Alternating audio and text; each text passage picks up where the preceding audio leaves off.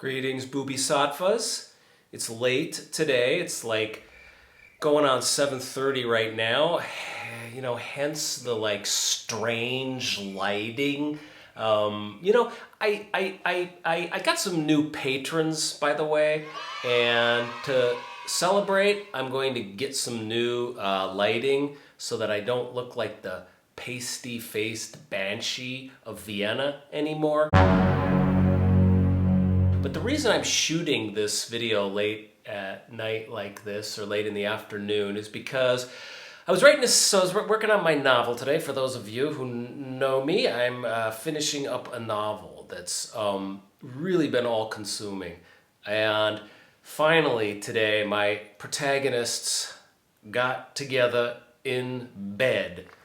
It took them a while.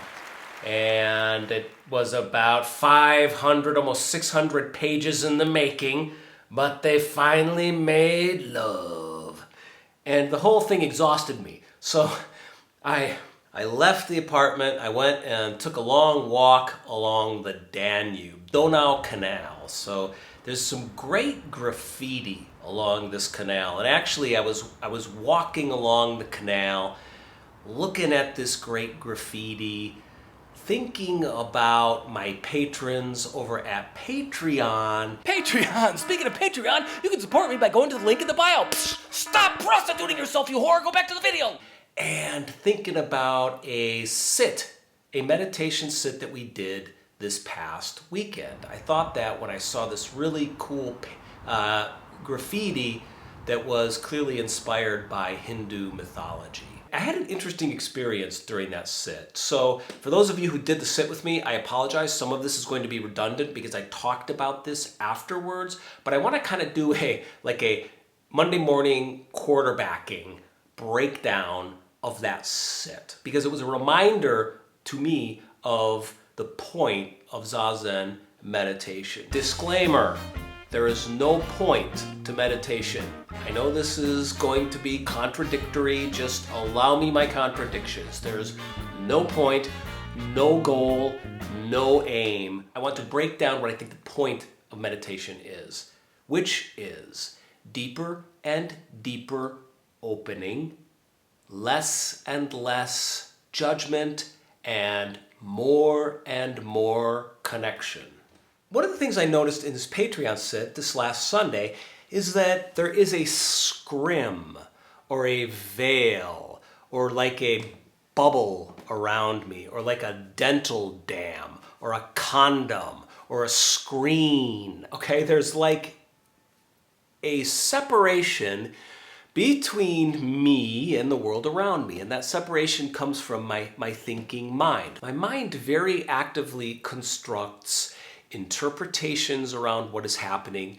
There's a ton of dialogue happening inside my head. There's a ton of commentary going on inside my head. Like there's an ongoing scroll in there of me talking to myself, me justifying my behavior, me trying to think of what the right thing is to say when I need to speak in a few minutes, trying to convince myself of something, narrating my experience, commenting on it. And this is happening all day long, generally speaking. Thing is, we don't usually notice it because we're usually sort of engaged with the world in some way, but we're only half engaged. So, what do I mean when I say that the point of zazen meditation is like deeper connection, less and less judgment, and more, what was it? God, I forget my own wisdom sometimes. Deeper and deeper in opening, less and less judgment, more and more connection. Okay, here's what I mean by deeper and deeper opening. So you sit and you're so lucky because you get to see, literally it's like you get to see inside the matrix. You get to see the mind at work, and it's like, be gentle with yourself when you see it at work. It doesn't help to get angry with yourself. It doesn't help to try and overpower your thinking mind, because you're just beating yourself up with your own fist, So be gentle and relax, do your breath, breathe into your diaphragm, and open more deeply. So here's what I mean by that. I was sitting and just kind of this Niagara Falls level cascade of thinking was going on in my head. But then I noticed, or it came to me, that there were birds trilling in the courtyard, and it was raining, and I could hear the birds in the courtyard. There's a reason in the Zen texts that they always talk about birds, and they always talk about sound. So a guy gets enlightened when he hears rock boinking off a bamboo pole, or he hears the caw of the crow, like Ikkyu heard the caw of the crow and he became enlightened. There's like a tear across the sky, the sound of it. There's a reason, I don't know what it is exactly, but there's hearing is manifested. And what happens? Does my ear go out to the birds in the courtyard? Does the birds come to me? There's this, I don't know what it is, there's this not separation happening, right? There's this not separation happening. And when I heard these birds, I can't quite describe how beautiful it was, but it felt to me like I was hearing something for the first time in a very, very long time. And indeed, I probably had, because the cacophonous din of self-clatter inside my head, i.e. my thinking mind, has been so loud for so long that I just wasn't I was creating a scrim, a boundary, a separation between me and the world. So really, when I say that there's no goal to Zazen, what I mean is you're letting what's happening happen. So those birds were happening, and due to the exchange of oxygen and carbon dioxide, breathing in and breathing out, and paying attention to that and focusing on that, I guess there's a softening there. There's a truth that's manifested. Listen to the breath never lies. That's why it's our teacher in Zazen. That's why we stop thinking and we just pay attention to it. The breath never lies. Breathing in, breathing out, and the sound came in. So opening and opening, more and more. That means paying attention, like catching, if you will, the mind as it spins out of control. And when you do that, the mind, I don't know, it gets embarrassed, it stops, the energy goes into perception and attention instead of Ouroboros-like dog chasing its tail. And this is Zazen practice. Maybe that's all Zazen practice is getting the dog to stop chasing its tail and to pay attention. So that's deeper and deeper opening. But then something else happened during this Patreon sit on Sunday. I'm in an old Altbau building, an old building here in Vienna. Now what that means is that these walls are basically like speakers. So whatever's going on the other side of this wall is amplified in this room, right? So that day, I don't know what was going on, but it sounded like my neighbors had installed a bowling alley and invited 80 of their loudest friends over to bowl some lanes. I mean, it was really loud, right? And I was nervous, I was angry, and I was agitated because I thought, oh my gosh, my patrons can hear this, and it's loud, and it's echoing in all their living rooms, and they can't sit because of this noise. And it was in my body, and it was in my body. And then I realized it's just a sound. Relax.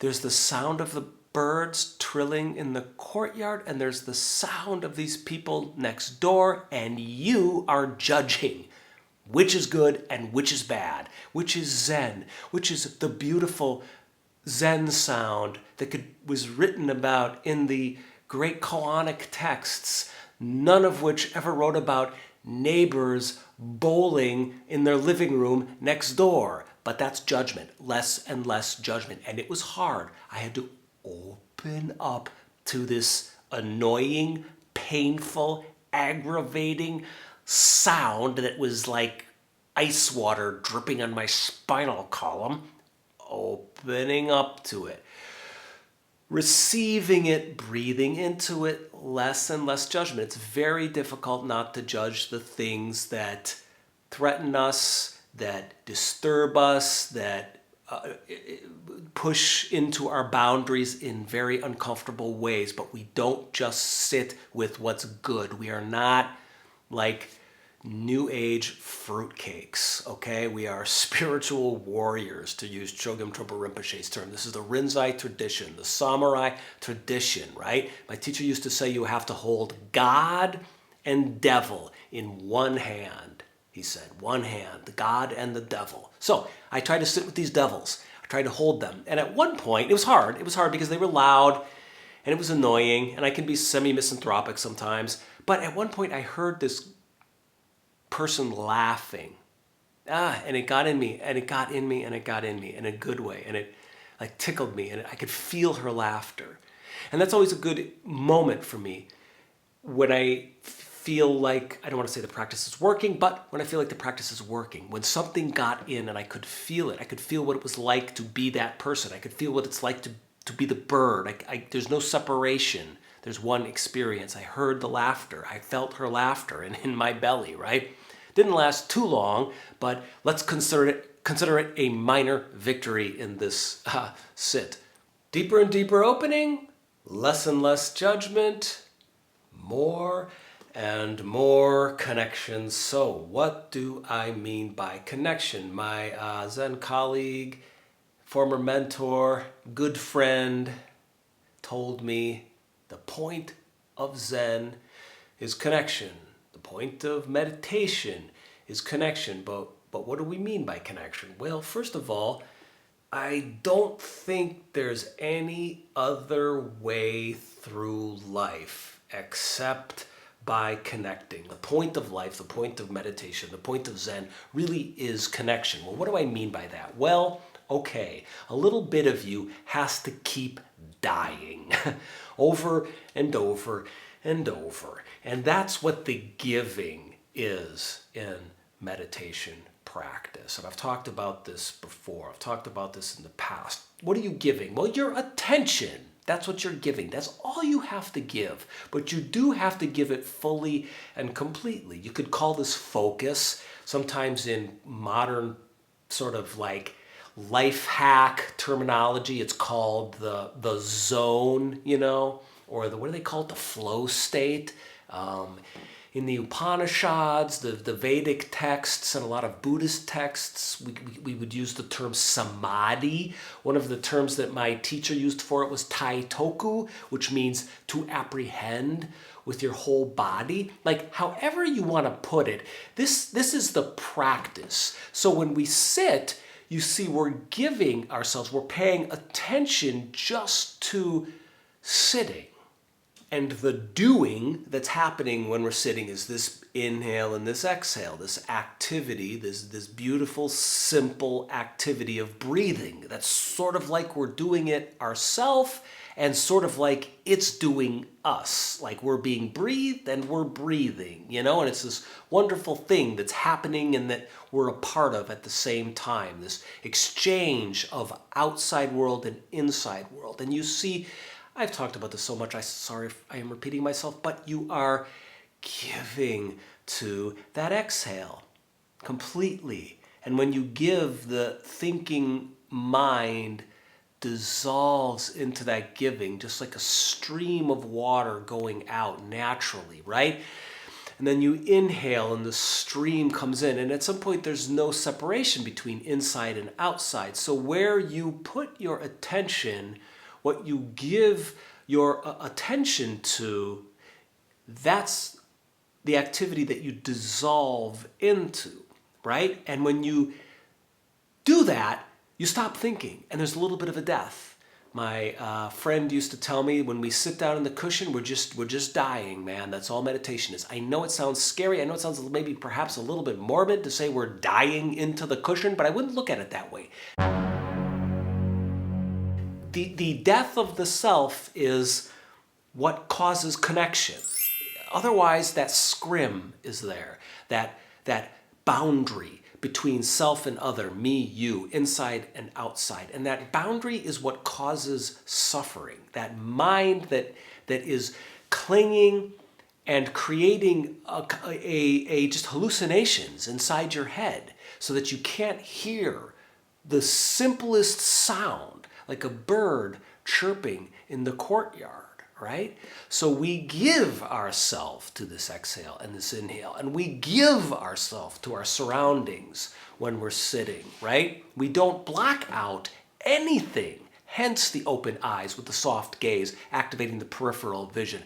Hence the complete exhale and the complete inhale. And hence, when there's sounds of neighbors bowling in their living room with a wrecking ball and shattering mazel toving glasses on the floor, shooting shotguns and howling like coyotes, whatever it is they were doing, no matter what they're doing, we open up to that too. Like more and more opening, less and less judgment, deeper and deeper connection. And part of the connection, or all of it, is this forgetting yourself by giving yourself away.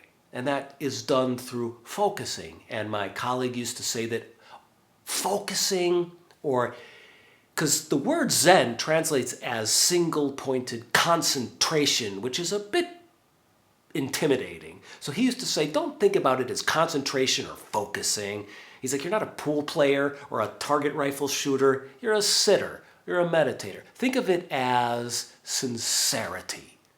You do the simplest thing, sitting and breathing, with as much sincerity as possible. And sincerity is manifested through that present moment awareness. So when your mind drifts into thought or worry or fantasy or judgment or whatever it is, wherever it goes, at some point, because you got a little Buddha inside you, you will wake up to the fact that you are drifting.